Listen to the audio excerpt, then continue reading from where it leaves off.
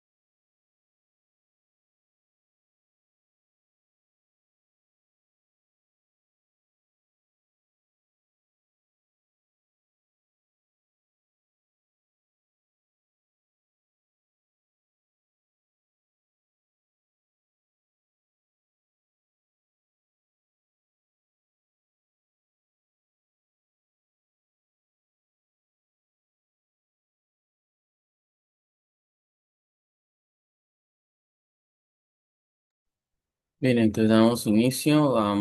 Voy a compartir la pantalla para mirar la actividad que corresponde al día de hoy. Ya es la última semana. Recomendarles que las actividades cierran el domingo y no cierran el lunes, para que lo tengan presente. El domingo a las 23:55 de la noche. Entonces, tengan presente que la actividad exámenes los que tienen examen y los que tienen actividad también el día domingo. No vayan a esperar a última hora, ni mucho menos el lunes, porque no se les podrá o no les podrá habilitar la actividad. Entonces, para que tengan presente esto. Ya que el día martes a miércoles hay que entregar las notas, las calificaciones, entonces es importante que tengan presente esto.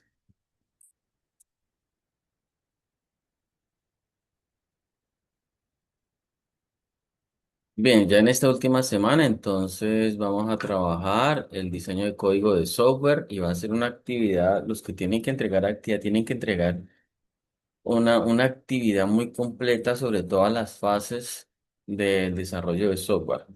Entonces es un documento bastante extenso porque hay que recopilar todo lo de las fases, desde la fase de conceptualización, análisis de requisitos, diseño, desarrollo, pruebas, la implementación y el monitoreo. Entonces hay que tener presente eso en la actividad. Entonces es una actividad de manera individual. Y también el objetivo es poder trabajar varias versiones del mismo programa, que es lo que se conoce como árboles de código, en diferentes árboles de código. Hoy les voy a explicar en qué consisten los árboles de código. Entonces, por lo menos aplicar dentro del proyecto algún código donde se pueda ver los árboles de código, los diferentes árboles de código. Por lo menos dos árboles de código, ¿sí? Entonces vamos a revisar el anexo. En el anexo, pues allí se estipula todo lo que hay que trabajar, sobre todo en la parte de multiplataformas. Multiplataformas es si el proyecto lo van a desarrollar vía web, móvil, computador, es decir, standalone. Entonces, allí van a poder, tienen que analizar esa parte. De todas formas, en las diapositivas les dejo todo toda la explicación, ya que tienen que analizar tres cosas. Bueno, si lo van a hacer web o si lo van a hacer escritorio o móvil, ¿sí? Entonces es eso. Vamos a mirar aquí en la actividad lo que indica. Dice, plantea un caso en un procesador de texto. Mínimo 4 páginas, máximo 6. No, no se van 4 páginas, se dan mucho más porque tienen que desarrollar todo el ciclo de vida de desarrollo de software. Deben de incluir una portada con todos los datos, una introducción donde ustedes allí en la introducción hablen sobre el propósito de lo que van a trabajar, es decir, objetivo, el proyecto y el alcance que tiene el trabajo. Tienen que allí hablar también sobre la visión general del sistema, es decir, el contexto del proyecto, y también tiene que indicar para qué tipo de usuarios se desarrolló el proyecto que ustedes están haciendo, ¿no? Y tiene que ese proyecto estar basado en todo lo que hemos visto en todas las semanas. No puede hablar algo diferente a eso, sino de lo que hemos hablado allí, para que lo tengan presente. Tipos de manuales, documentación, las pruebas, todo lo que tiene que ver con las fases del ciclo de vida de desarrollo de software, con la validación para las páginas web. Entonces, hay que basarlo sobre eso. Realizo un análisis del caso con base pues a las instrucciones que vamos a revisar en el anexo y de acuerdo con el objetivo del caso incluye una interpretación del contexto, entonces una reflexión final sobre cómo ustedes podrían mejorar digamos, ese planteamiento del proyecto. Vamos entonces a revisar, a abrir el caso de estudio que está en el anexo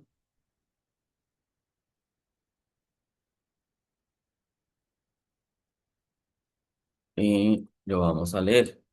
Entonces, diseña varias versiones del mismo programa en diferentes árboles de código fuente conforme a la solución de problemas y necesidades de usuarios finales.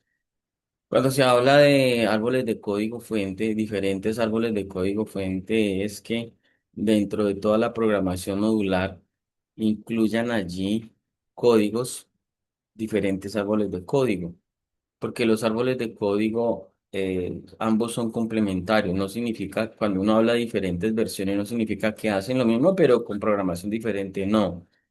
En programación, esa técnica de diferentes árboles de código es que son complementarios.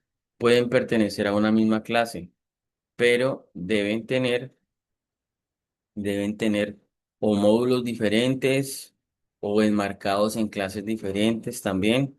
Puede ser dentro de un módulo la clase con dos métodos. ¿M? O dentro de un mismo módulo pueden hacer dos clases, porque los dos son complementarios, forman parte de lo mismo.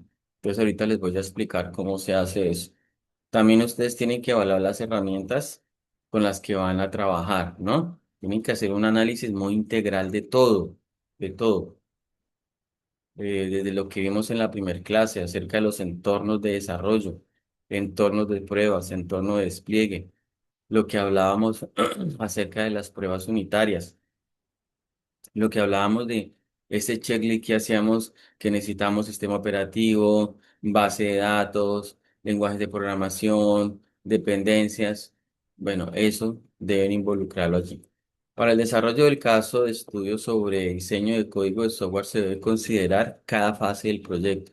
Es cada fase, no puede ser aislado desde la conceptualización. ¿M? Recuerden la pirámide que les mostré de las fases del ciclo de vida de desarrollo de software. Entonces, y allí hay muchas herramientas. En cada fase hicimos varias cosas y les expliqué muchas cosas. Les expliqué hasta los requerimientos funcionales y no funcionales. Sí, hablamos de la norma 1471, 42010, de la 12207, ¿no? Entonces, todo eso lo tienen que involucrar allí. Allí van a trabajar con herramientas para análisis, para diseño, para desarrollo, para implementación. Entonces todo lo tienen que trabajar allí. Por eso tienen que garantizar, como dice acá, una arquitectura robusta, código reutilizable y automatización. Entonces, deben de hacer una descripción del problema y contexto. ¿Qué es descripción del problema y contexto? Hay que trabajar tres cosas allí. Siempre uno tiene que arrancar con el problema o necesidad que se busca resolver. Uno nunca empieza trabajando con el título del proyecto. No, es que en este proyecto voy a trabajar este título. No, uno siempre empieza con el problema, porque es el problema el que nos dice qué es lo que voy a hacer. Es cuando uno hace, por ejemplo, hay unas métodos o técnicas que se llaman espina de pescado. Entonces, en la espina de pescado la utilizan mucho en proyectos. ¿Por qué? Porque ese pescado, la cabeza del pescado es el problema que yo encontré. Y las espinas de arriba y abajo son categorías que yo encontré ese problema. Y allí yo coloco las causas y subcausas. ¿M? Entonces uno no puede arrancar con el título porque no, está haciendo mal. Ni con la introducción, ni con los objetivos, ni con el objetivo general, ni con los específicos. Uno arranca es con el problema. Después de que establecemos el problema, entonces ahí sí trabajamos el contexto en el que se va a desarrollar el proyecto. ¿Sí? Siempre uno tiene que delimitar los proyectos. Por eso aquí dice contexto. Yo les puedo comentar casos que me llegan a mí de trabajo de grado y los títulos no. Realmente los títulos uno dice, bueno, pero ¿y dónde lo va a hacer? ¿A nivel mundial? ¿América? ¿Colombia? ¿Bogotá? ¿Barranquilla? Porque hay que establecer el contexto, ubicación geográfica, temporal, ¿m? Espacio, tiempo. ¿Sí? Y luego aquí aparecen los requisitos funcionales y no funcionales, que es lo que yo tanto les he hablado. Entonces, trabajamos esto aquí, ¿sí? De esa manera, y ya empezamos, mire, con una de las fases, la fase de análisis y diseño. Aquí nos están agrupando dos cosas. El anexo nos va ayudando con el proceso, ¿no?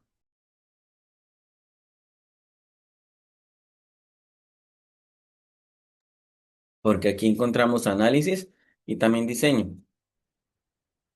Bueno, o pueden trabajar análisis y después diseño, pero siempre uno empieza con el análisis. Por eso aquí dice realizar un análisis detallado de los requisitos, claro. Cuando uno hace análisis, pues uno con qué arranca con los requerimientos funcionales y no funcionales. Y esta palabra priorizándolos era lo que yo les decía, que la norma IEEE 830 me dice a mí que tengo que hacer una lista de requerimientos priorizados. Mire que nada de esto es al azar, todo está articulado con lo que yo les he venido hablando. ¿Mm? Otra cosa, seleccionar patrones y estilos arquitectónicos para abordar el problema. ¿Mm? Hay que modelar la arquitectura del sistema. ¿Cómo la hacen? A través de diagramas. Yo les expliqué en la sexta clase acerca de, existen herramientas como Draw.io. Existe Lucidchart, existe StarUML, existe Dia. Dia es muy buena para trabajar lo que son diagramas en tierra relación y diagramas de clases. Es perfecta esa herramienta para hacer eso. Y Draw.io es muy versátil porque me permite trabajar muchas cosas.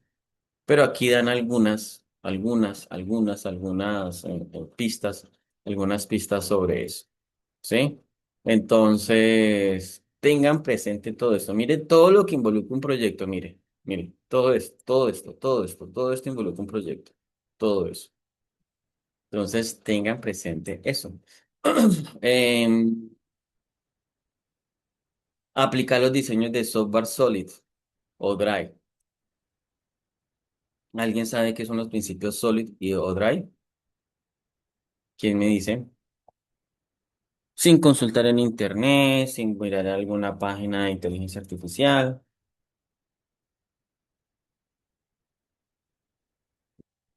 ¿Alguien sabe?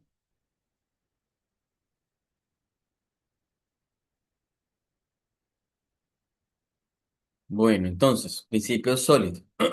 Entonces, cuando aplicamos principios sólidos, dice aquí, aplicar principios de diseño de software.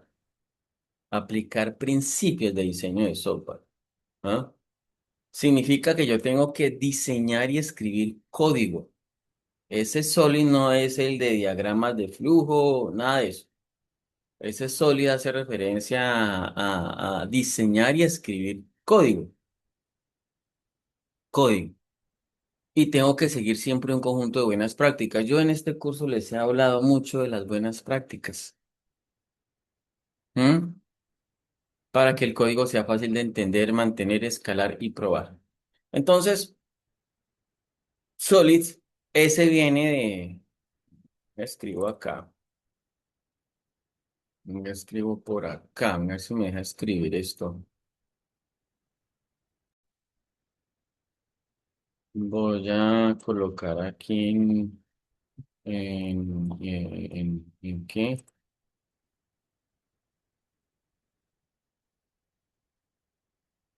En inglés, porque es que eso viene del inglés. Solid viene de Single Responsibility Principle.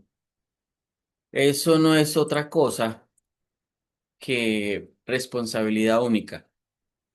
Eso es de cuando yo desarrollo código, cuando escribo código. ¿Qué significa eso? Una clase debe tener una sola razón para cambiar. Pues dicen, pero ¿qué significa que una clase solamente debe tener una razón para cambiar? Significa que cada clase debe hacer una sola cosa y la hace bien, no más. Yo también en alguna de las clases yo les decía, creo que fue en la clase de Unitest, de pruebas únicas, yo les decía que una de las cosas que muchos programadores cometen es que, por ejemplo, hacen un método dentro de una clase y en ese método, y les coloco un ejercicio sencillo, suma, resta, multiplicación y división. O sea, empaquetaron todo dentro de la, del método. Eso está incorrecto. Pero si es que solamente son cuatro operaciones que hay que hacer, yo le envío como argumento dos números y él me hace suma, resta, multiplicación y división. No, eso está mal.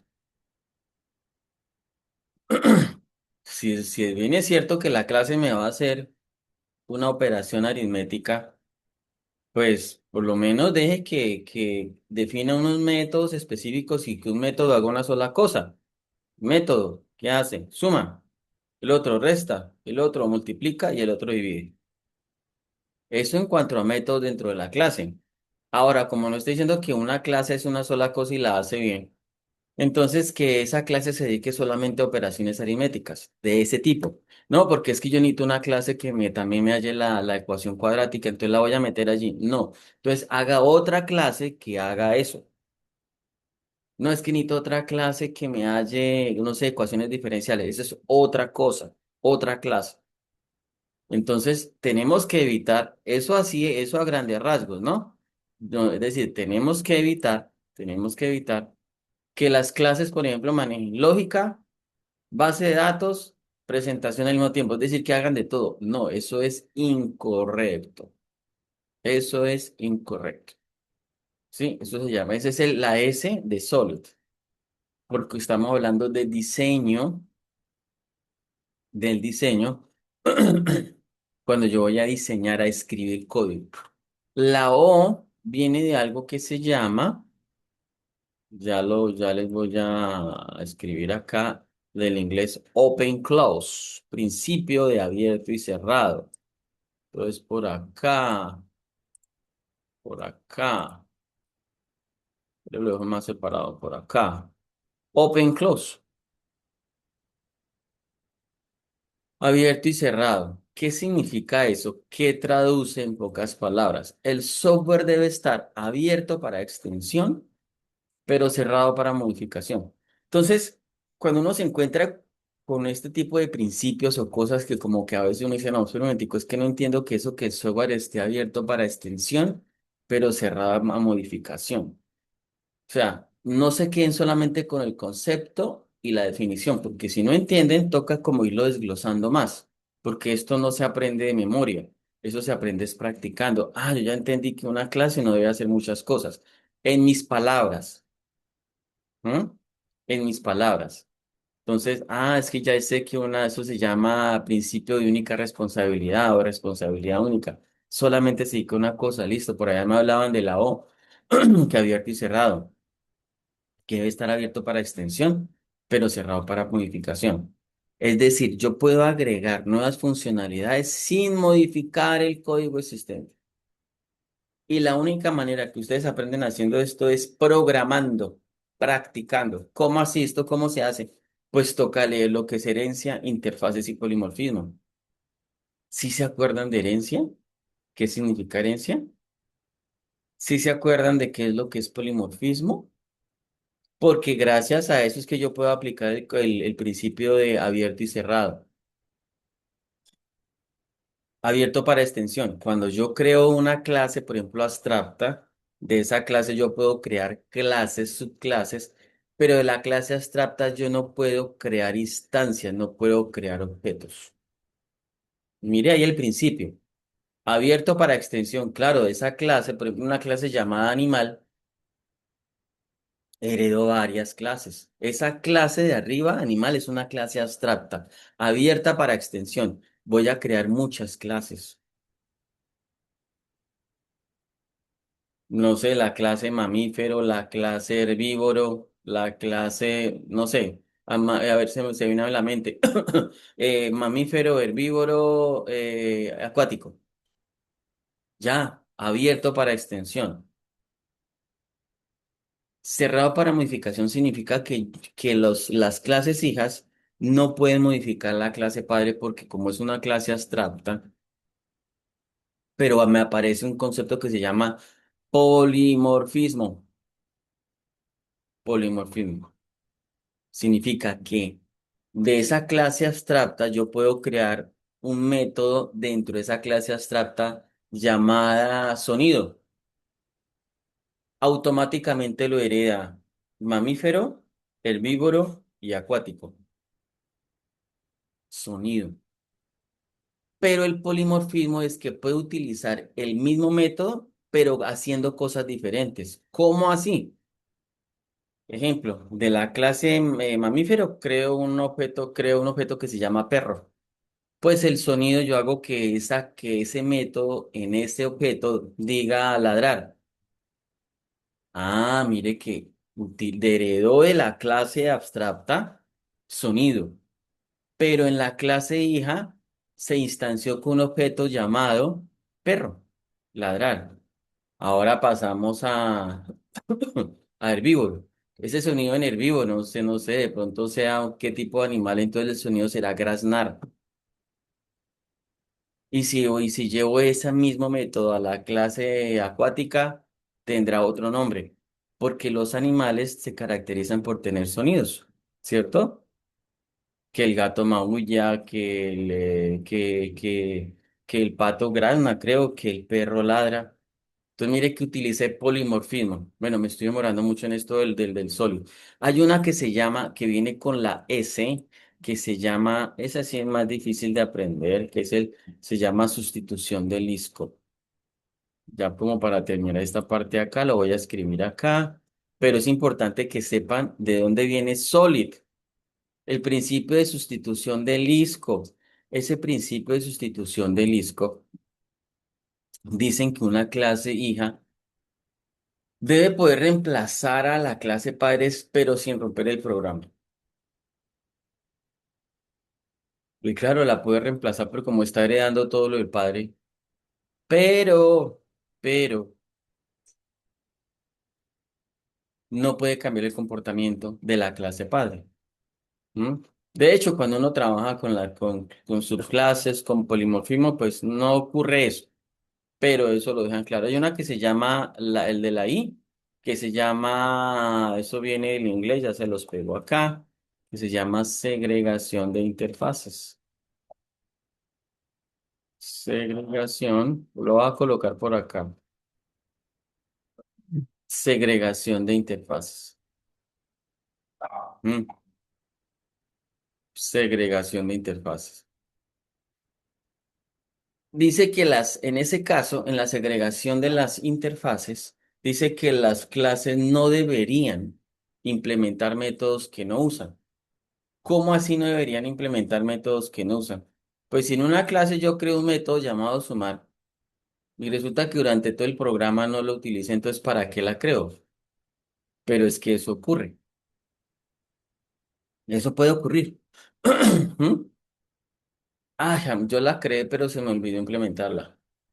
Entonces, aparece algo que se llama, voy a saltarme un momento acá, voy a abrir un programa que yo hice, a ver, se llama Interfaz. Y voy a borrar, ya borré los textos. Es esto, acá. Observen esto que dice aquí, Abstract Method y ABC. Observen, ahí me estoy adelantando un poquito a lo que es el árbol de códigos, pero es para que lo tengan presente. Es para que lo tengan presente. ¿Mm? Porque yo les estoy hablando del principio de segregación de interfaz. Oiga, las clases no deberían implementar métodos que no usan. ¿Qué significa eso? Yo aquí tengo un programa que se llama interfaz, uno que se llama procesador básico, uno que se llama procesador avanzado. Estoy acá importando ABC, que es para crear clases abstractas. Y trabajo con un método que se llama Abstract Method que me obliga a mí. Yo aquí estoy creando una clase llamada procesador local y esta clase, como le estoy asignando, le estoy enviando como parámetro, a veces significa que esta ya es una clase abstracta. De aquí yo no creo objetos. No puedo crear objetos y no debería, por ser una clase abstracta, porque la clase abstracta es como una plantilla en la cual yo digo, venga, yo de esta clase puedo heredar otras clases. Y esas clases sí pueden obligatoriamente crear objetos. Ah, bueno. Entonces nos obligan a que utilicemos este Astral Method. Mire, mire, cuando yo paso el mouse digamos, sobre ese comando que nos dice, es un método abstracto indicando decoración. ¿Decoración qué? Decoración es como un comentario que dice que esa clase pertenece a una metaclase y que debe ser utilizada en las clases que se derivan de esta clase. Es decir, ese arroba Astras método está diciendo que este método debe ser utilizado en el programa. Debe ser utilizado en el programa. Mire, por acá se me pierde. Interfaz dice preprocesar. ¿M? Entonces ese Preprocesar, miren, tuve que utilizarlo aquí en este otro módulo por acá. Mire, y aquí estoy enviando la clase abstracta llamada, perdón, la clase llamada de acá que declaré procesador local, que es una clase abstracta de la cual yo aquí estoy creando una clase de esa clase abstracta. En este momento, procesador básico es la clase hija de la clase procesador local, que es una clase abstracta. Y me obliga a mí a que yo cree un método y haga algo con ese método. No es que se crea por adorno, por decir así. Si usted va a trabajar esta clase abstracta y declaró estos dos métodos, este y este, el de preprocesar y predecir, pues entonces impleméntelos en cualquiera de los programas, o acá o acá. Y mire, y lo estoy utilizando en ambos, acá y acá. Preprocesar y predecir. Y acá, preprocesar y predecir. Y mire todo ese código que me tocó hacer para este es el código más largo, porque aquí estoy trabajando con un algoritmo de inteligencia artificial de Machine Learning que se llama Random Forest. Entonces, a mí me toca hacer esto obligatoriamente. Entonces, así es como funciona. Entonces, ese es uno de los principios sólidos que dice, venga, las clases no deberían implementar métodos que no usan, pues claro, si yo no coloco este Astras método, de pronto por acá, cuando yo haga este programa y se me olvidó de pronto hacer predecir, entonces me va a arrojar error. Y, ay, pero ¿por qué será que me arroja error? Por- pero ¿por qué? Es por esto mismo.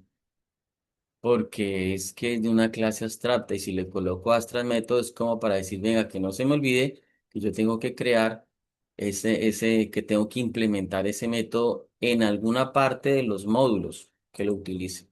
Mire, aquí lo utilizo y acá lo utilizo. Y ese viene inclusive le coloqué un RISE. RISE es una excepción. Él levanta una excepción. Si de pronto cuando yo ejecuto los programas y me dice, bueno, pero usted no utilizó ni nada de esto, entonces el RISE no de implemente de error significa que me levanta un error. Mire lo que dice cuando yo coloco el mouse encima de él. Dice, el método función aún no ha sido implementado. Ahí está en inglés, ¿no? Has not been implemented yet. Él dice, aún no ha sido implementado. O sea, me arroja un error el programa diciendo, venga, ¿qué pasó con este método que aún no lo ha implementado? Entonces ahí es donde uno dice, ay, ¿verdad que yo tenía que implementarlo? ¿Mm? Entonces ese es el principio de la L, el principio de la L, perdón, de la I, de las interfaz, de la segregación de interfaces. Y el último se llama inversión de dependencias, que el código debe depender de abstracciones. Mire. Lo que yo estoy haciendo acá, estoy aplicando abstracciones. Esto les toca a ustedes que practiquen mucho, ¿no? Como hacer un ejercicio sencillo, una clase abstracta, la clase abstracta, bueno, ¿cómo la implemento?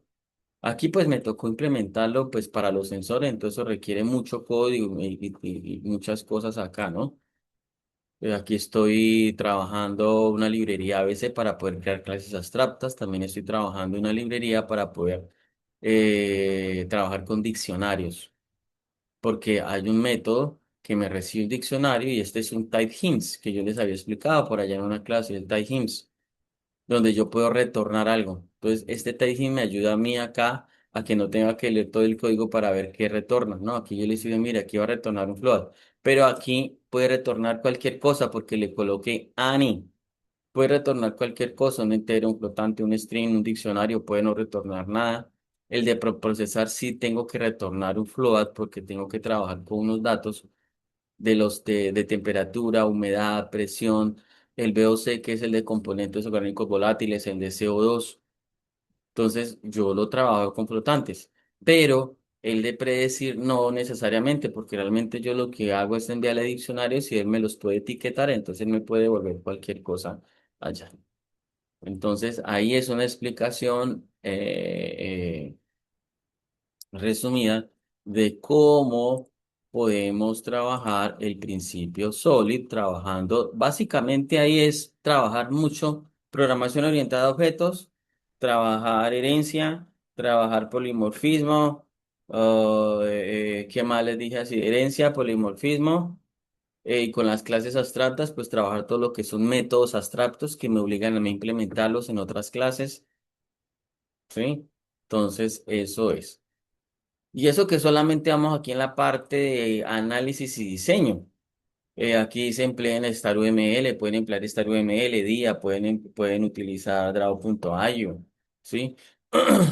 Bueno, hay algo que se llama desarrollo de soluciones multiplataforma. Allí ustedes deben de trabajar también tecnologías, frameworks, mirar y comparar, bueno, yo esto lo voy a hacer en escritorio, web o móvil. ¿Será necesario hacerlo en los tres o solamente lo puedo hacer en uno? O sea, todo depende del ejercicio.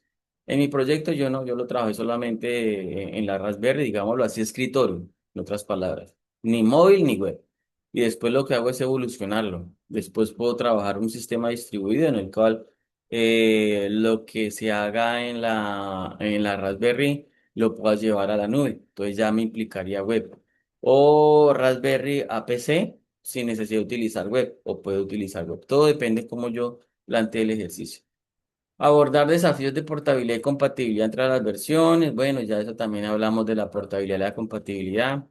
Implementar soluciones de manera modular y reutilizable. Ya les expliqué que programación orientada a objetos. Yo debo aprender a trabajar clases, clases, clases, clases, clases. Es una manera muy modular y trabajo muchas técnicas, vuelvo y les digo, herencia, polimorfismo, que me ayuda mucho.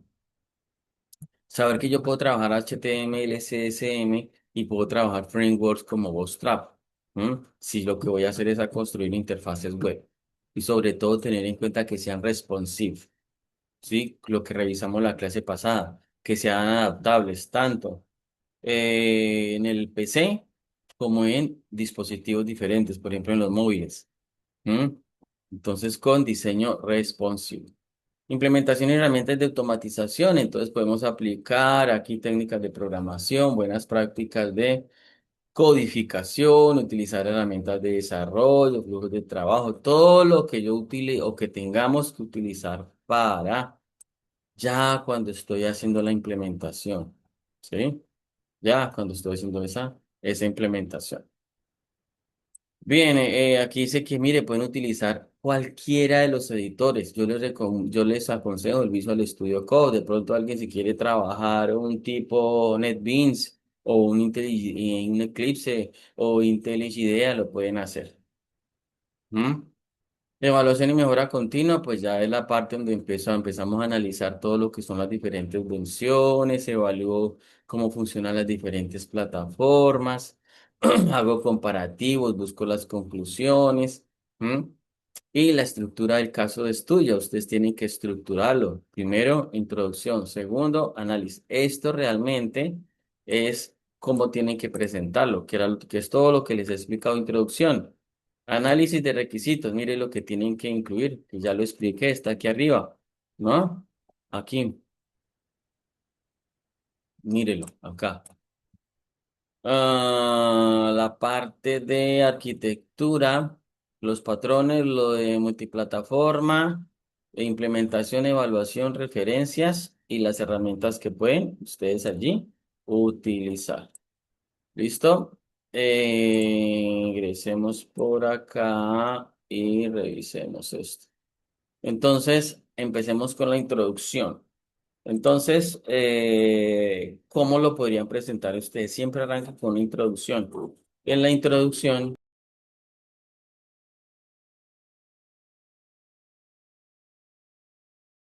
en la introducción, siempre incluyan cuál es el propósito que tiene el programa de ustedes. Entonces, yo aquí redacté la introducción conforme al proyecto que yo hice sobre Edge Computing basado en el servidor Raspberry Pi. ¿Mm? Entonces yo dije, mire, ¿cuál es mi propósito? Se centra en que, como estamos trabajando con múltiples versiones del mismo programa en diferentes árboles de código, yo digo allí que estoy trabajando de ese proyecto para mostrar versiones del mismo programa en diferentes árboles de código. y que voy a trabajar multiplataforma, que voy a trabajar reutilización, modularidad y demás. ¿Sí? Entonces ahí hay como un resumen para que ustedes puedan, digamos, trabajarlo de manera muy similar. Allí también, cuando se habla de introducción, es esa contextualización donde uno dice, mire, yo quiero trabajar o este proyecto tiene determinado alcance. Allí es donde yo digo, mire, va a trabajarse solamente en oficinas o en clínicas o en universidades. No, yo aquí estoy diciendo muy claro, pequeñas y medianas empresas. No, es más. Es más, puedo ubicarlo más, puedo hacer una delimitación geográfica. No es que solamente se va a aplicar en Villavicencio. ¿Sí? Y estoy diciendo a qué audiencia va, porque la audiencia es diferente para cada diferente, para los proyectos, ¿no? La audiencia, mire, yo aquí estoy diciendo que la audiencia es solamente para desarrolladores o técnicos. Luego viene la parte del objetivo, y en la parte del objetivo, entonces ahí indico cuál es el objetivo. Una cosa es introducción, otra cosa es el objetivo, porque lo que yo quiero que es hacer, cuál es la meta grande que yo quiero buscar acá. Es uno, analizar, pero yo quiero proponer un código multiplataforma para el proyecto. ¿M? Donde yo voy a hacer captura de los datos de los sensores y empiezo yo a hablar del objetivo, pero siempre arranco con verbos. El objetivo siempre utiliza verbos. Pueden colocarle algo adelante, pero siempre utilizan un verbo. El objetivo de mi proyecto, el objetivo de mi programa, para el presente caso, es y arrancan, pero verbo. Por eso ya digo analizar y proponer. ¿M? Y empiezo a nombrar más cosas que me están pidiendo en el anexo, que las buenas prácticas, que los patrones arquitectónicos nombren el SOLID, y así sucesivamente. ¿Sí? Después ya viene lo que es y eso está solamente estamos en la primera etapa, ¿m? Desarrollo, que también es de esa primera etapa. Entonces, ¿qué es lo que nos estaba pidiendo el anexo? La descripción, la descripción, la descripción. Entonces, yo allí estoy aclarando que el monitoreo que yo hago de esos sensores en empresas o en hogares, pues hay un problema que encontré, es que muchos dependen de conectividad a una plataforma en la nube. Entonces es costo, pero también hay una cosa y es la latencia. Yo, yo trabajé varios problemas y los enfaticé en latencia, la dependencia de Internet y la seguridad. Latencia es porque siempre hay una demora entre el dato que llega y el que llega a la nube. Dependencia de Internet es que si no hay Internet, entonces no puedo tomar los datos. Entonces, ¿dónde los guardo y dónde los almaceno? Entonces, por eso aparece la tecnología Edge Computing, computación en el borde, donde yo puedo hacer una toma de datos en tiempo real. ¿Tiempo real qué es? Tiempo real es que el sensor tomó el dato y allí mismo donde lo tomó fue procesado en algún dispositivo. No hay Internet, no hay problema. Trabajamos offline, fuera de línea. Ah, qué bien. O sea que los datos quedan almacenados en la Raspberry, sí. ¿Y en qué momento los puedo visualizar? Los puedo visualizar ahí o posteriormente cuando llegue el internet los puedo enviar. Perfecto.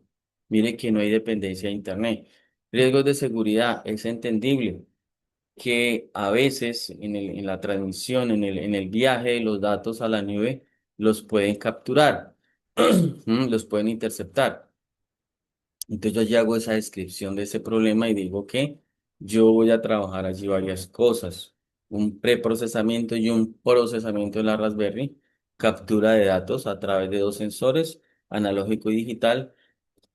Voy a trabajar lo que es análisis. Inferencia es lo mismo que análisis. Lo que pasa es que el término técnico es inferencia y en el campo de la investigación, entonces ya uno empieza a recurrir a términos más técnicos, ¿sí? Uno de esos es ese, es la inferencia.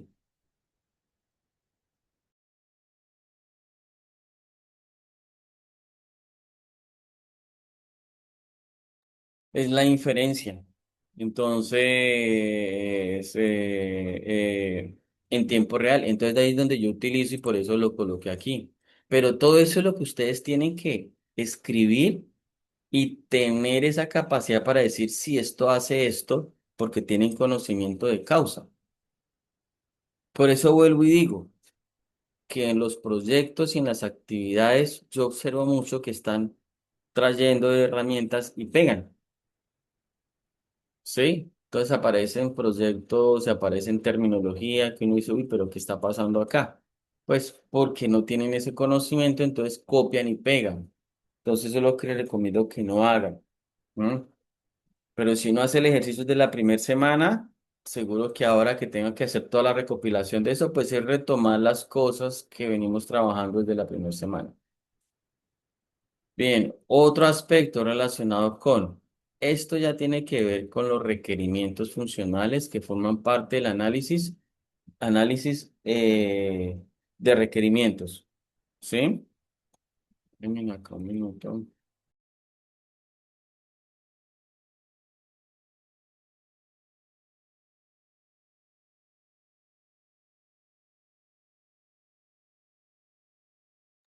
Entonces aparecen los requerimientos funcionales y no funcionales, que yo también se los había explicado, ¿no?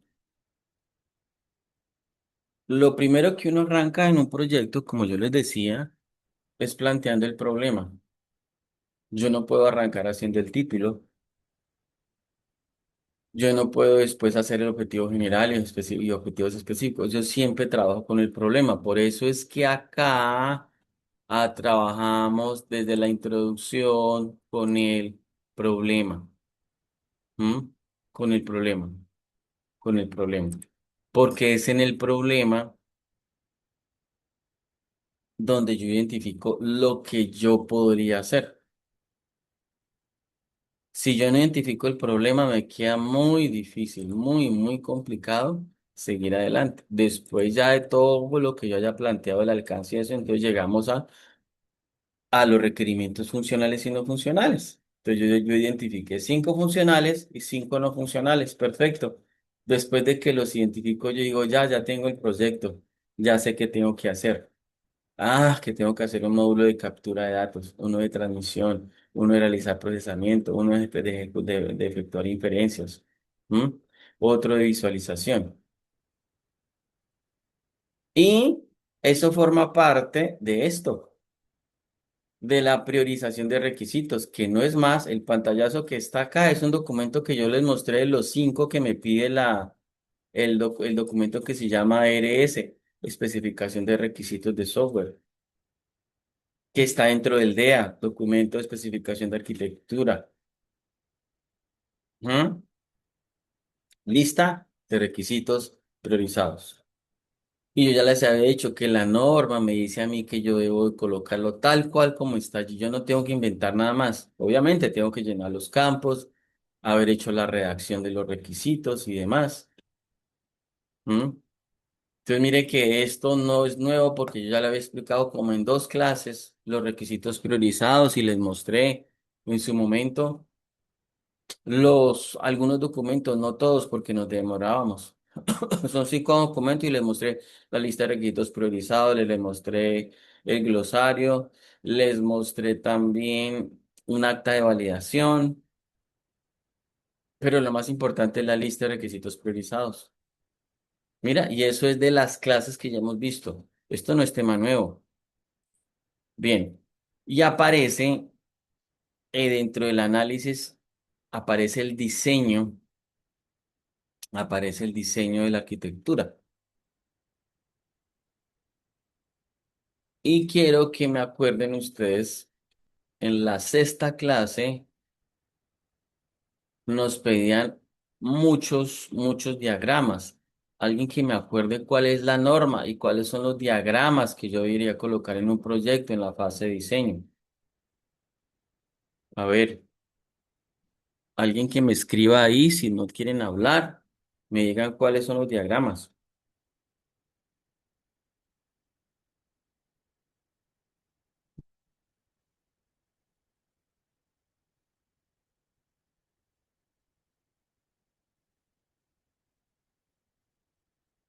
A ver, de los que están presentes, Brian, Carlos Andrés, John Alexander Castiblanco, Luis Carlos Silva, Nicolás, Paula, Yesid.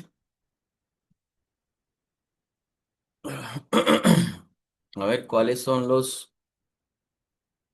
¿Quién me acuerda de la norma y quién me acuerda de los diagramas que yo debería trabajar en un proyecto? Y eso inclusive está en uno de los anexos. Y ese anexo nos decía, esos son los diagramas.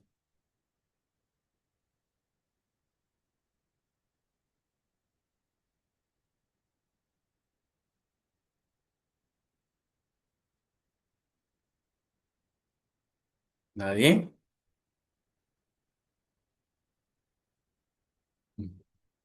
Ni uno, por favor, ni uno. A ver,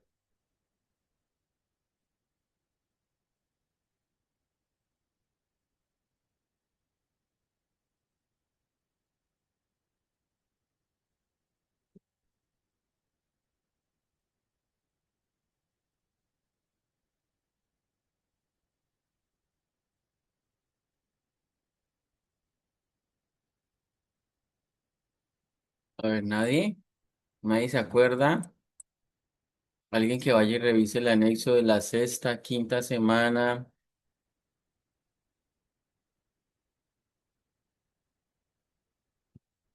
¿Cuáles son los diagramas, ingenieros? ¿Y cuál es la norma?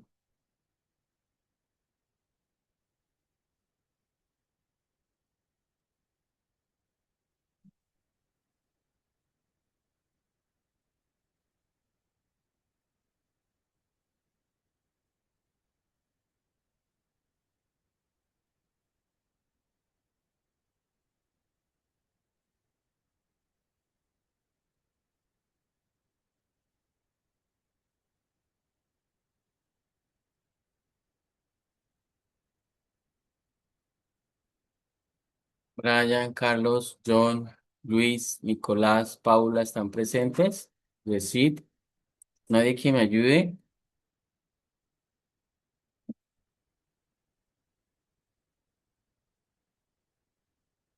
Buenas tardes, profe. ¿Con quién? A ver, ¿quién se animó? Luis Silva, pero yo apenas cuando usted me llamó apenas me acababa de conectar. Sí. A la No, que clase. me nombren uno, a ver que de pronto me digan. Sí, no, no sé si esté equivocado, pero de los diagramas que habla usted son los de componentes y de paquetes. Eso, necesitaba eso, Luis, muy bien. Eso es uno. O sea, apréndanse de todo lo que ha hablado, digan, ah, por ahí dijo lo que dijo Luis. Componentes, sí, ¿se acuerdan que yo le expliqué uno de componentes? Y el de componentes son las vistas de alto nivel. Entonces, retomo. La norma es la norma 1471. Y ahí está la vista de alto nivel, la vista de capas. La de alto nivel está donde están los componentes, está la vista de capas, está la vista de lógica. La vista lógica es todo lo que tiene que ver con diagramas de flujo, lo que tiene que ver con los casos de uso, diagramas UML, diagrama de actividades de secuencia. Está la vista lógica es lo que tiene que ver con bases de datos. Perdón, la vista de datos es lo que tiene que ver con bases de datos. La lógica, diagramas de flujo, casos de uso. Y la de datos, y la de datos es lo que tiene que ver con bases de datos. Diagrama, entidad, relación, modelo relacional. Está la de capas. Está la física, está la de red. Esta flecha que yo les coloqué acá no es casualidad, no es de adorno. Esta flecha es para decirles que esto ya lo miramos en una de las clases y que vamos a retomarla, que hay unos patrones arquitectónicos en el cual yo me basé que es por capas. Toma de datos, comunicación con el broker MQTT, procesamiento local, inferencia, presentación. Y aquí viene la diapositiva. Mira, aquí estaba la respuesta. La norma IEEE 1471 sobre la ISO 42010, donde nos dice, mire, trabaje por capas. ¿Se acuerda que yo les decía a ustedes, pero ¿y cómo nombro las capas? No, eso es lo de menos. Usted quiere dejar tres capas, cuatro capas, cinco capas. Entonces yo hice mi análisis en mi proyecto y dije, bueno, a esta capa la llamo adquisición de datos, a esta capa la llamo comunicación, a esta capa la llamo procesamiento, hasta la capa yo la llamo presentación. Eso es, muchachos, no es más. Y mire, y aquí le coloqué la flecha azul para decir que Este tema viene de un tema que estábamos trabajando por allá en el DEA. Y yo les mostraba esta diapositiva. Acuérdense que la vista de alto nivel, la de capas y la de comportamiento. Alto nivel, capas y comportamiento. Alto nivel es algo muy abstracto, mírelo acá.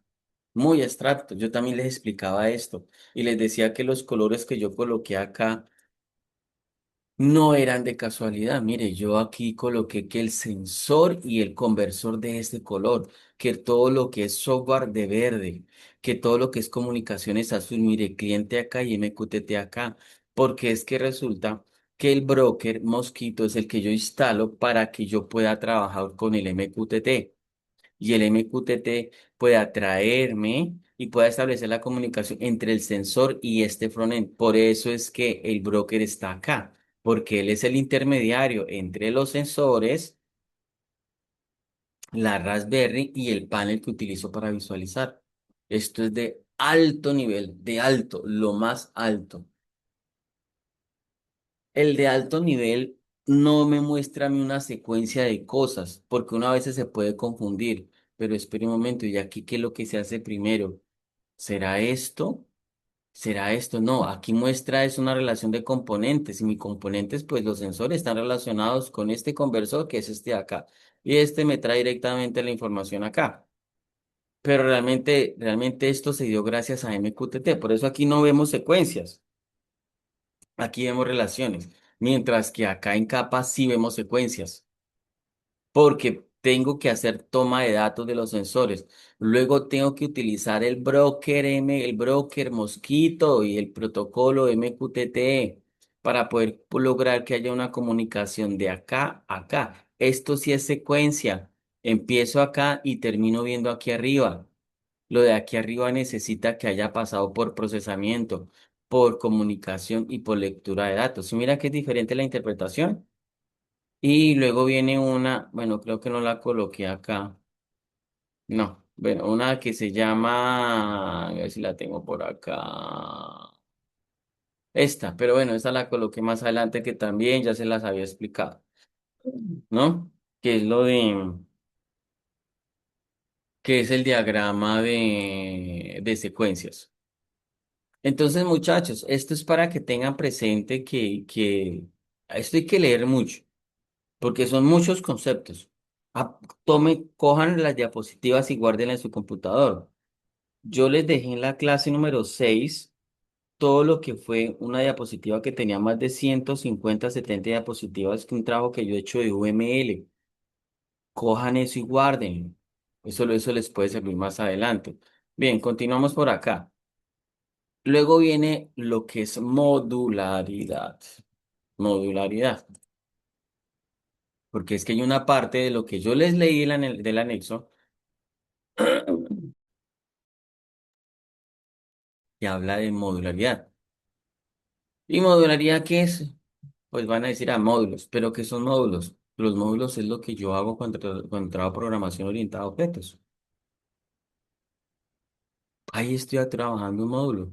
Y dentro del objeto, dentro de la clase, trabajo métodos. Eso es modularidad. ¿M?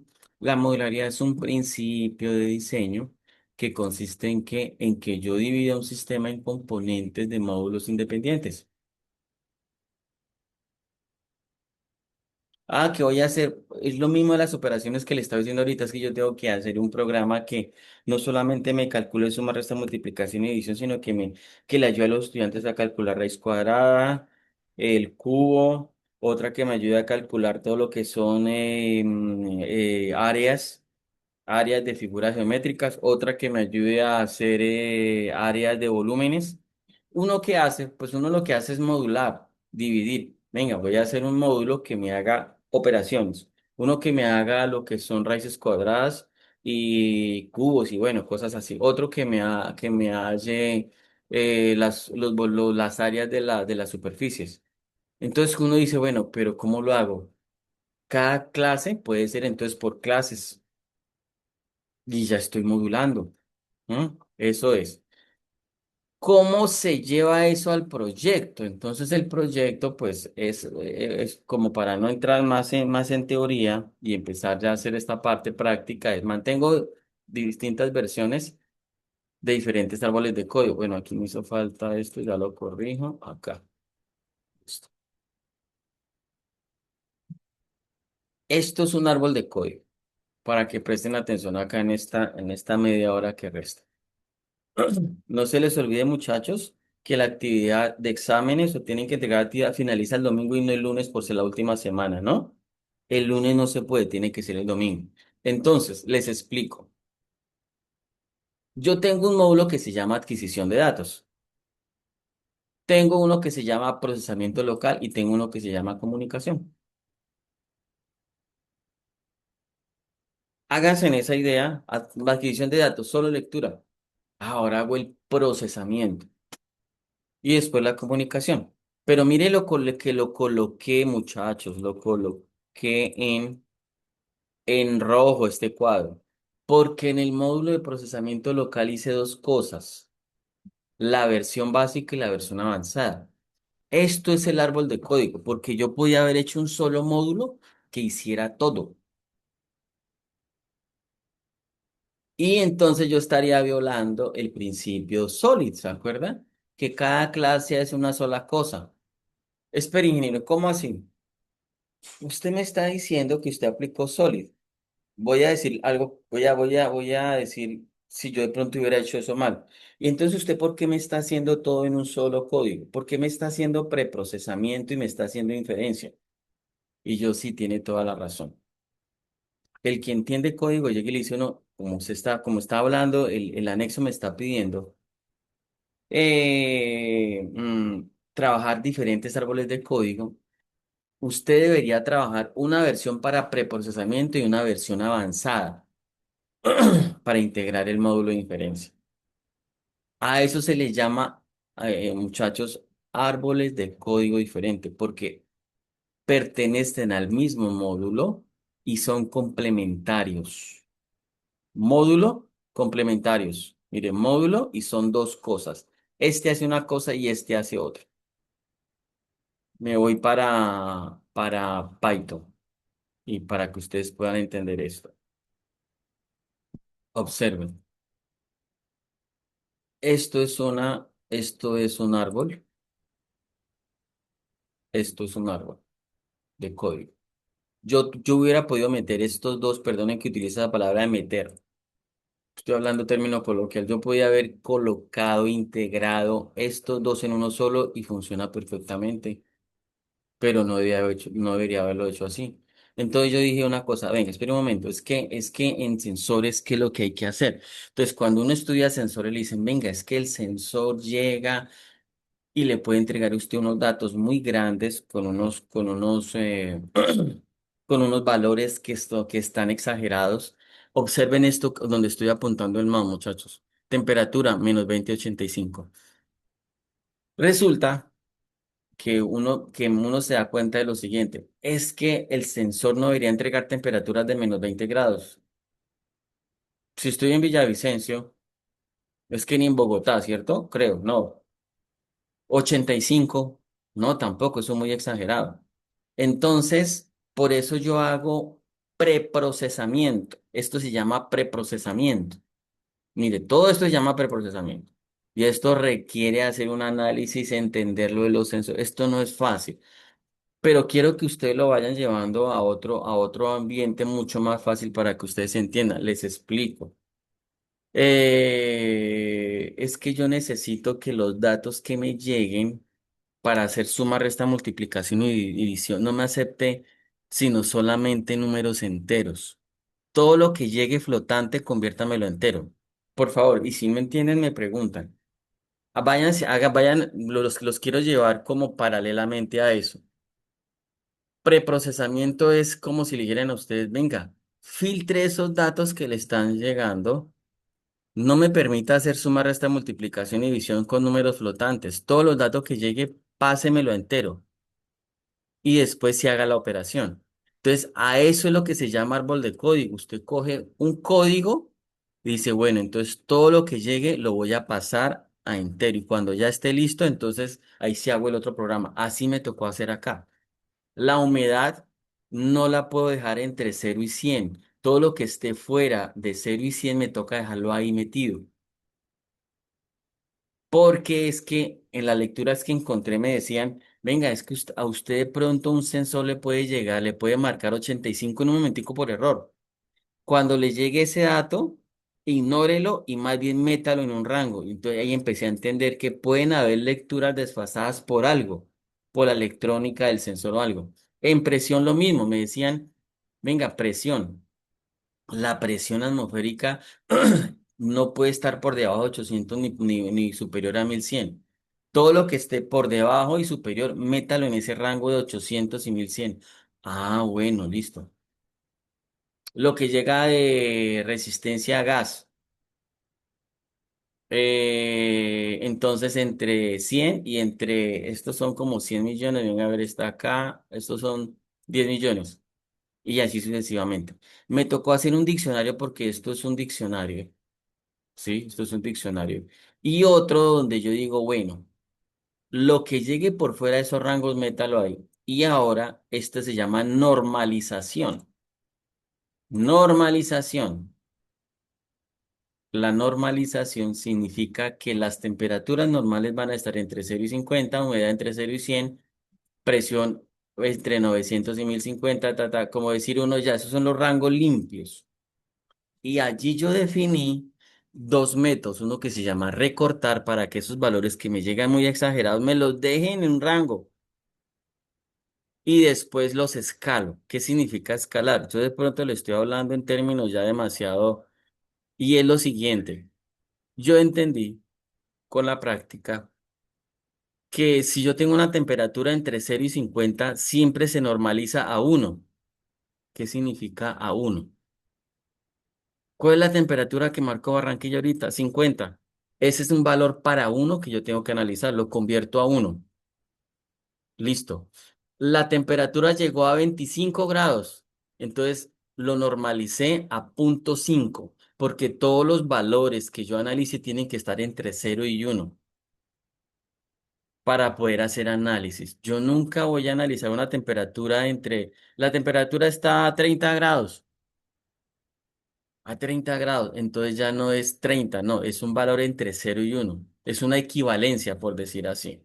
A eso se le llama escala, y eso es matemáticamente, hay unas fórmulas matemáticas que le dicen a uno, mire, todo lo que llegue normalícelo entre 0 y 1 porque usted tiene que hacer un análisis entre 0 y 1, no es más, es una equivalencia. Luego viene el procesador básico, que es este. Y por eso se llama preproceso. Hago una normalización. Mire todo lo que me tocó hacer para hacer normalización de datos ambientales. Paralelo a lo que yo le estoy diciendo. Venga, ingenieros, necesito que todos los datos que me lleguen enteros, flotantes, me lo conviertan en entero. Es más o menos eso. Tendrían que ustedes trabajar un método, es sencillo. Llegó un número flotante 2,5860. Ah, pues toca conseguir una función que me lo deje que me lo aproxime solamente, me lo deje entero, o una función que me lo convierta, que esos números los aproximen y que si es superior a 6 pues me lo eleve al siguiente dígito. Y si no, no, que si llegó 5,6 me lo convierta a 6, pero si llegó 5,4 me lo deje en 5. Cosas así, ¿sí? Es la equivalencia. Entonces, mire lo que yo estoy trabajando acá. Entonces, esto ya es programación avanzada, porque yo aquí yo tengo, mire, este es un docstring. ¿Se acuerda de los docstring que yo les decía a ustedes? Docstring.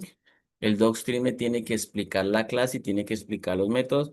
Yo aquí utilicé solamente docstring para explicar clases, no para explicar métodos, porque ese es un borrador que tengo. Porque cuando los que yo pasé para el DNA no pueden ir así, tenía que ser con todo su encabezado y todo eso.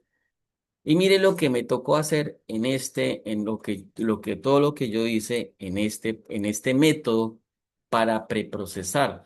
Recibe un diccionario de datos, retorna un diccionario con datos flotantes, declaré una variable que recibe el diccionario de datos y luego aquí trabajé un for para que me pudiera normalizar los datos, que era lo que yo les decía aquí arriba, me lo normalizara en estos rangos Y luego él preguntaba el límite de las variables cómo estaba, si estaban muy fuera de estos rangos. Mire, aquí yo por eso pregunto, si el límite de las variables es esto, pues llámese a la función recortar, que es esta de acá, mírela.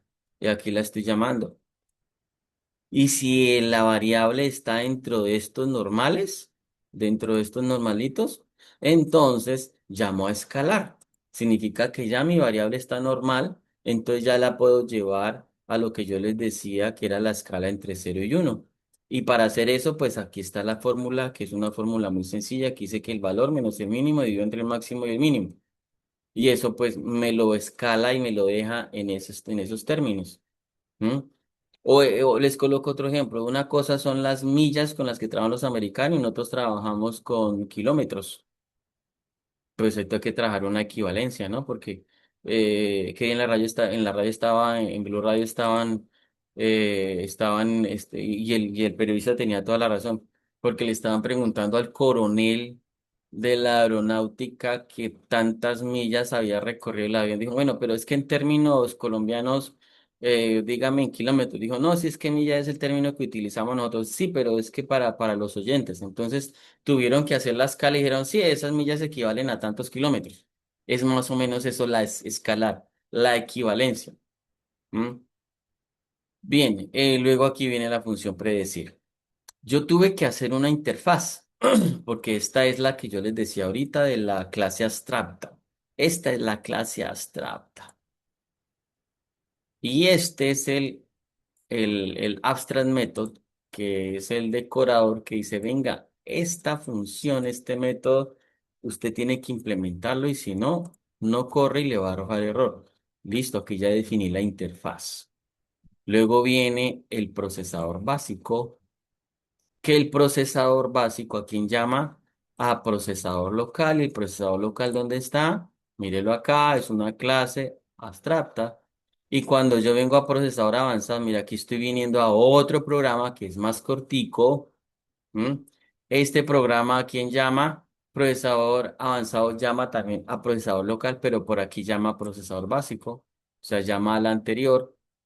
Pero la clase obviamente me toca dejarla procesador local porque es la clase que está definida aquí en esta interfaz. Mire, procesador avanzado recibe procesador local.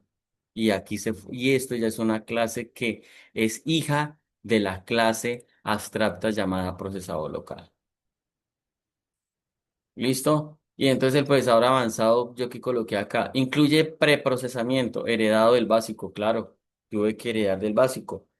Carga un modelo Random Forest previamente entrenado.pkl. Entonces, aquí es donde aplico el algoritmo de inteligencia artificial de Machine Learning llamado Random Forest para clasificación de datos.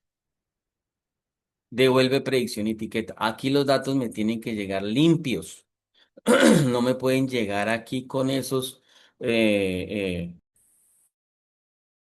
valores tan extremos acá. No, por eso tuve que hacer una limpieza, un preprocesamiento.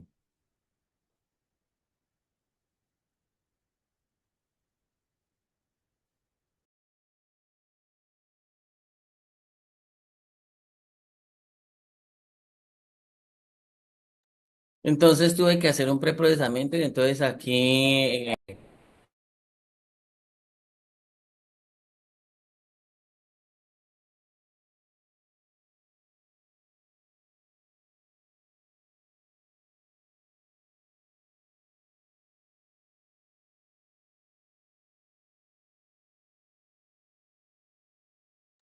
entonces aquí tuve que trabajar ya el modelo como tal. Por eso es que el código es más pequeño. Entonces, aquí mira quién llamé. Me tocó obligatoriamente llamar a estos dos porque son los de la clase base. Este es un constructor. ¿Por qué se llama constructor? Porque ya lo identifico en Python porque tiene los dos underscore abajo. Init. Entonces ya es un constructor que cada vez que se crea un objeto de esta clase, pues automáticamente lo inicializa con estos datos. ¿Cómo lo inicializa? Estoy trabajando un objeto, mire, self.procesador básico, hágalo igual a procesador básico. ¿Eh? Y luego lo que hago acá, pero bueno, eso ya es de lo mío, ya es del Machine Learning. Yo tengo que trabajar en la librería JobLib. Por eso es que yo la importo acá, porque gracias a esta librería es que yo puedo cargar el modelo de aprendizaje automático. Si no, no. Y hay muchos lenguajes, hay muchos algoritmos de lenguaje, muchos algoritmos de Machine Learning. Dentro del doctorado que estoy haciendo, ya estoy trabajando en lo que se llama regresión logística, que es más avanzado que el Random Forest. Ahorita voy a trabajar con lo que se llama One Class SVM, que es mucho más avanzado y pertenecen a las categorías porque hay diferentes categorías de aprendizaje automático. Está supervisado, semisupervisado, no supervisado, tradicional, están los avanzados. O sea, hay muchísimos algoritmos. Entonces uno puede empezar, por eso yo empiezo desde lo básico y voy avanzando. Empecé con Random Forest, estoy con regresión logística, también estoy trabajando One Class y luego voy avanzando, avanzando, avanzando, porque el objetivo es llegar a todos los algoritmos de aprendizaje profundo, deep learning, redes neuronales. Pero para eso, muchachos, ustedes tienen que aprender muy bien programación orientada a objetos, conocer todos estos términos de herencia de clases. Acuérdense lo que yo les dije, las buenas prácticas de Python, ¿sí? Están las librerías propias de Python, están las de terceros y luego están las locales. Mire, mire, las locales las coloqué donde después, porque estas dependen, estas de acá, estas de acá, dependen de mis módulos que yo tenga acá. Desde interfaz importé procesamiento local y desde procesar básico importé la clase. Aquí se importan clases. ¿Mm? Bien, entonces aquí ya viene preprocesar y luego predecir y este ya es todo el proceso. Ya después yo tengo que trabajar algo que se llama, yo tuve que para poder, yo primero hice la interfaz, luego hice procesador básico, procesador avanzado y luego yo creo este programa para hacer el llamado. Mire, desde procesador básico, importe procesador básico. ¿Por qué? Porque es el primero que yo necesito. No es interfaz porque interfaz es la clase que hereda. Es la clase base. Eso no, a mí no me interesa esa parte ya, pero sí sé que tengo que hacerla, ¿no? Entonces, aquí trabajo una muestra tentativa, tentativa. Cuando mi temperatura ya llegue a 28, la humedad esté en 60, la presión esté en 1005, la resistencia esté en 50.000, los gases estén en 200 y el CO2 está en 600. ¿Qué pasa? Entonces llama a procesador básico y él empieza a llamar a sus, digamos, empieza a importar, por ejemplo, procesador básico. Entonces, si viniera acá, entonces mire lo que hace, todo lo que hace, todo lo que hace, ¿sí? Y luego tiene que llamar a cuál, a procesador avanzado y así sucesivamente. Pero ¿quién hace todo? Main, porque main no es que lo haga todo, sino que desde acá hago el llamado. ¿M? Este a procesador básico y luego a predecir y predecir a quién te tiene que llamar a procesador avanzado. ¿M? Entonces mire que yo estoy trabajando con diferentes, mire, uno, dos, tres, cuatro, cuatro, cuatro módulos. Trabajé modularidad, trabajé herencia, trabajé clases abstractas, trabajé abstract methods, trabajé doctrine. Eso se llama modularidad. Y cada clase hace una sola cosa, no hace muchas. Esta solamente hace limpieza. Mire, limpieza, normaliza. ¿Mm? ¿Y qué hace esta? Ah, bueno, entonces esta ya me aplica el algoritmo, que es inferencia. ¿Sí? Entonces a eso se le llama también el principio sólido. La S, la O, la L, la I, la B. Ahí estoy aplicando todo eso. Entonces, esos son los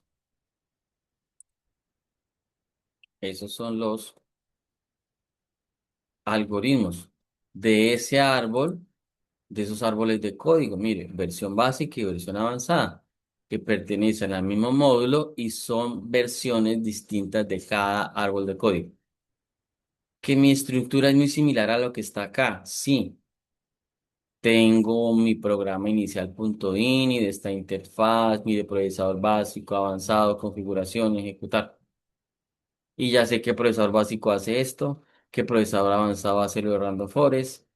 Aquí está el código. ¿M? Que tenemos que incluir más cosas, que tenemos que incluir. Diagrama de clases. Este es mi diagrama de clases,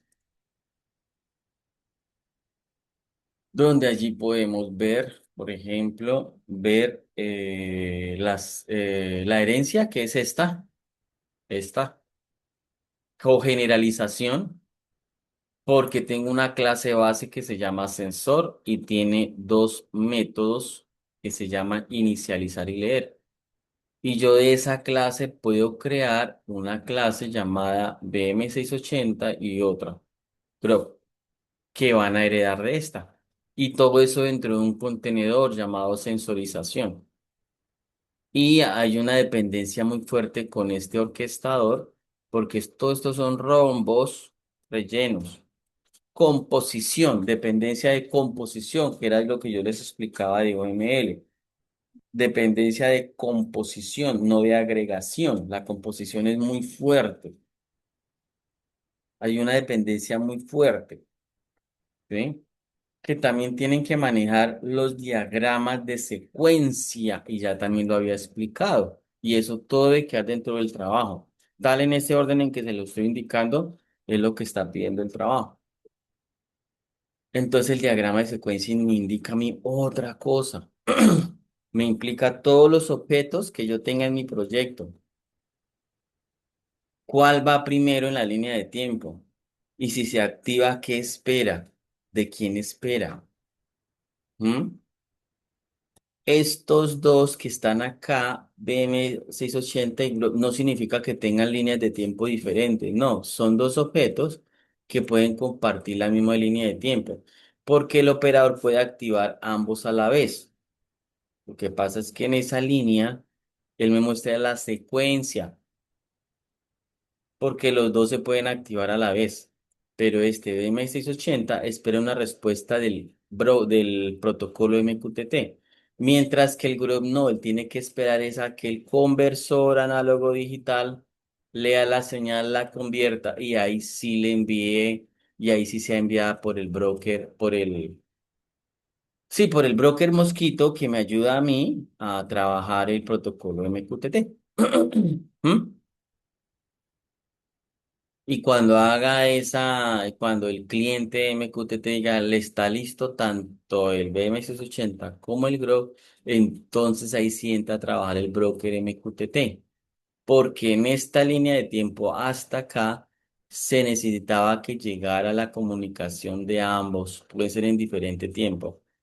Pero cuando llegue una de las dos, significa que ya se activó el protocolo MQTT y que ya puede empezar a hacer la entrega de la información del broker MQTT. ¿A dónde? A la Raspberry, al programa que me hace todo el proceso. Entonces, este tipo de gráficos también hay que saberlos leer y hacer, ¿no? Leer y hacer. Seguimos por acá. Que cuando hablamos de soluciones multiplataforma, siempre ustedes tomen como referencia esta imagen o esta diapositiva que les estoy mostrando. ¿Ese proyecto será que lo debo hacer o lo puedo hacer en web? También en escritorio y también en móvil. Si es en web, me implica unas herramientas diferentes a escritorio y unas herramientas diferentes a móvil. Porque si es web, implica HTML, CSS y me puede implicar unos frameworks. Aquí les coloco un ejemplo nomás de los muchos que hay. Bootstrap, pero hay muchos. Está el Laravel, está, bueno, hay varios. Porque dependiendo de la plataforma es que yo trabajo con unas herramientas. Tampoco sigan mi consejo, no sean muy ambiciosos cuando cuando tengan que desarrollar proyectos y decir, no, eso lo voy a hacer en web, escritorio y móvil. Ojo, porque ustedes juegan con los tiempos y ustedes tienen que integrar muchas cosas,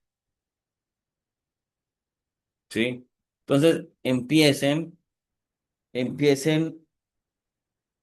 con una madurez del proyecto que sea nivel uno, por ejemplo.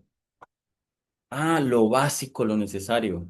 No, ¿sabe qué? Lo voy a hacer en escritorio, para escritorio. Python y voy a trabajar con Tkinter, por ejemplo.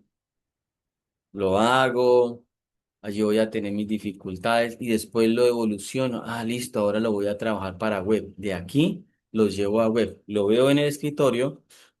Él tiene allí su aplicación en Tkinter, pero también en web.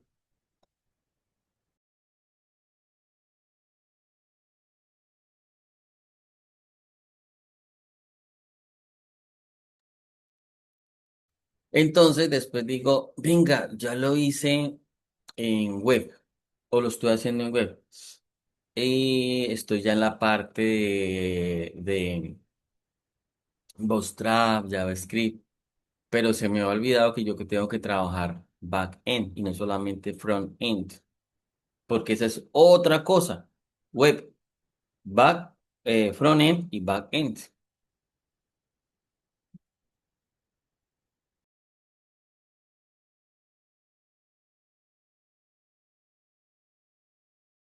Y la otra es móvil. Listo, lo hice en escritorio, evolucioné a web, ahora sí lo quiero llevar a móvil, porque quiero hacer la aplicación para que la pueda ver los resultados desde un celular, entonces ya puedo incluirle acceso remoto y demás.